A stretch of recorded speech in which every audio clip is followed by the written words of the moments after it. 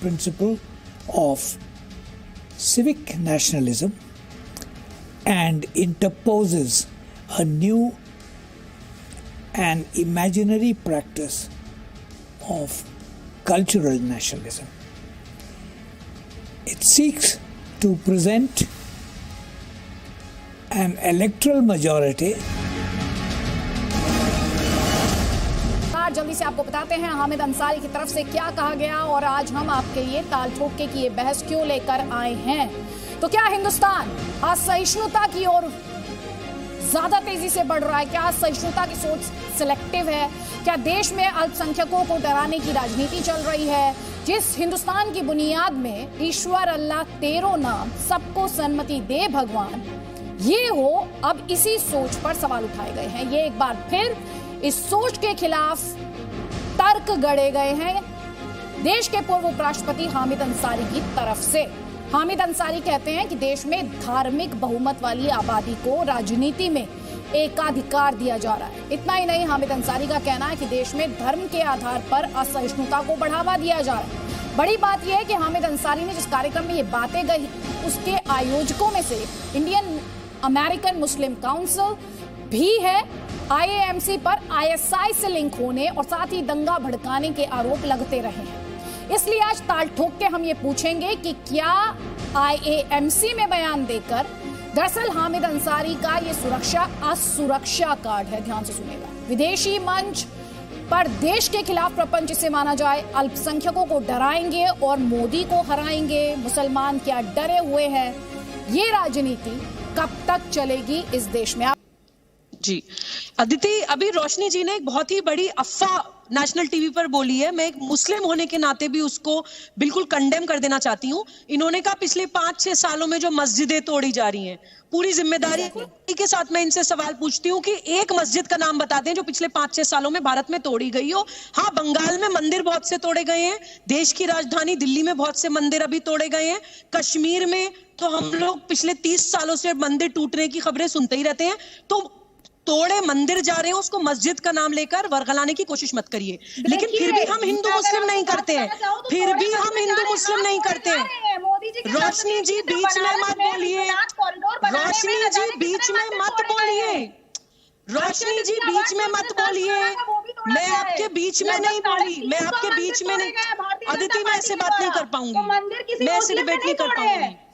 अदिति, मैं ऐसे बात नहीं कर पाऊंगी, मैं ऐसे बात नहीं कर पाऊंगी। इनको प्लीज चुप करवाइए। अदिति, इनको कुछ सेकंड्स के लिए चुप करवाइए, ऐसे डिबेट नहीं हो पाएगी। ये नेशनल टीवी की डिबेट है। होल्ड ऑन इनको प्लीज, आप सारे पैनलिस्ट डिबेट में आते हैं, इतनी जल्दी डोंट गेट इम्पेशेंट प्लीज। रोशनी जी, आपको बहुत टाइम मिला है, अब आप जरा इंतजार कीजिए, जवाब लीजिए।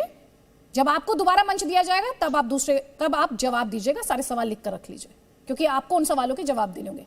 सुबुही खान 40 सेकेंड्स, उसके बाद किशोर तिवारी, प्लीज जल्दी जल्दी। Thank you. अदिति, देखिए, सबसे पहले तो मैं बोलना चाहती हूँ कि इस देश में कोई भी हिंदू मुसलमान से नफरत नहीं करता है। हमारे देश में कभी भी पंथ की, रिलीजन की लड़ाई हुई नहीं है। हाँ, आजकल कुछ आक्रोश जरूर पनप रहा है, कुछ अविश्वास जरूर पनप रहा है, और वो क्यों ना पनपे।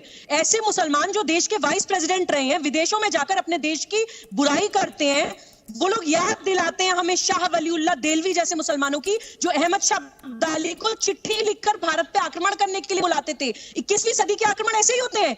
विदेशों में जाइए, अपने देश को बदनाम करिए, बोलिए कि हाँ मुसलमानों के साथ भारत में बुरा होता है, एक नैरेटिव बिल्डिंग बनवाइए, और कुछ विधर्मी राजनीतिक दल ऐसे मुस्लिम्स को जो इस्लामिक स्टेट का साथ देते हैं, जो भारत विरोध करते हैं, इतनी इंपॉर्टेंट पोजीशंस पे बैठाते हैं। कोई वाइस प्रेसिडेंट, कोई एजुकेशन मिनिस्टर, कोई किसी स्टेट के होम मिनिस्टर, तो क्यों ना हो अविश्वास। मैं ये सवाल पूछना चाहती हूं, अगर हामिद अंसारी जी भारत में अपने आप को सुरक्षित महसूस नहीं करते हैं तो कहां पर सुरक्षित महसूस करेंगे? क्या सीरिया में उनको बनाया जाएगा वाइस प्रेसिडेंट, या अफगानिस्तान में उनको वाइस प्रेसिडेंट बनाया जाएगा, या पाकिस्तान में बनाया जाएगा? जो देश आपको सम्मान दे रहा है, आपको सुरक्षा दे रहा है, आपको स्वाभिमान के साथ रहने की आजादी दे रहा है, आपको संवैधानिक अधिकार दे रहा है, आप उसकी बुराई विदेशों में जाकर करते हैं और अपने देश की संस्कृति को गाली देते हैं। ठीक है, क्यों ना हो अविश्वास और क्यों ना हो आक्रोश? ठीक है रोशनी, उसके बाद तौसीफ, जल्दी जल्दी प्लीज। कुछ दिन पहले हमारे देश के प्रधानमंत्री भी जब पंजाब में गए थे तो वो वापस लौटते समय कह रहे थे कि पंजाब के मुख्यमंत्री जी से कह देना कि मैं जिंदा बच के लौट आया। क्यों? उन्हें तो भारत में ही डर लगता है। उन्होंने जिस तरीके से सेंटेंस दिया, क्या पंजाब भारत में नहीं है? ठीक है प्रेम शुक्ला जी ये कह रहे हैं, तो इन्होंने तो फिर भी हामिद अंसारी ने तो फिर भी एक विदेशी मंच पर कहा प्रधानमंत्री तो भारत में ही सुरक्षित फील कर रहे थे। ये रोशनी जी कह रही है, कांग्रेस पार्टी से आरोप लगा रही है, पूछ रही है सवाल।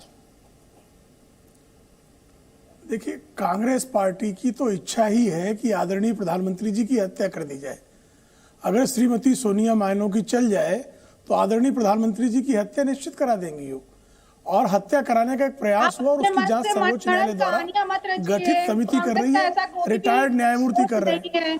देखिए, मैं अभद्रता नहीं करता हूँ, मैं अभद्रता नहीं करता किसी की बीच और अपेक्षा करता हूँ कि आप भी शुक्ला को इंटरप्ट करेंगे। अब आप सब पैनलिस्ट एक बात सुन लीजिए, अगर आपने दूसरे पैनलिस्ट को इंटरप्ट किया प्लीज मजबूरी में ऑडियो डाउन कर दिया जाएगा। रोशनी जी, मुझे पूरा उम्मीद है आप ऐसा नहीं चाहेंगे, तो प्लीज। धन्यवाद अदिति जी। जी प्रेम शुक्ला जी। धन्यवाद अदिति जी। भारत के सर्वोच्च न्यायालय ने प्रथम दृष्टया ये पाया कि आदरणीय प्रधानमंत्री जी की सुरक्षा में चूक हुई। यह चूक जानबूझकर की गई, ऐसा कांग्रेस के तमाम लोगों ने जिस तरह से अट्टहास किया उससे संकेत गया। इसके अतिरिक्त मैं इस विषय पर कुछ बोलना नहीं चाहता, लेकिन जो हामिद अंसारी कह रहे हैं वो ज्यादा महत्वपूर्ण विषय है और पाकिस्तान परस्त आईएसआई फंडेड मंच पे कह रहे हैं। यह संकेत दे रहा है कि कांग्रेस के पूर्व नेता, कांग्रेस द्वारा प्रायोजित उपराष्ट्रपति किस तरह से भारत को बदनाम करने के लिए, जिस तरह से भारत का उभार वैश्विक मंच पर हुआ है और पाकिस्तान की जिस तरह से पूरी तरह से पोल खुल गई है, आज उसको जो है सऊदी अरेबिया और संयुक्त अरब अमीरात जैसे उसके साथी देश भी उसके कटोरे में भीख डालने के लिए तैयार नहीं है। ऐसी स्थिति में हामिद अंसारी यह प्रयास कर रहे हैं कि भारत में यहाँ पर दो जमातों के बीच में, दो समुदायों के बीच में बहुत ही अधिक गैप है, यह कहकर। और जब अल्पसंख्यकों का अधिकार पहला अधिकार होता है भारत के संसाधनों पर, यह कब कहा गया था?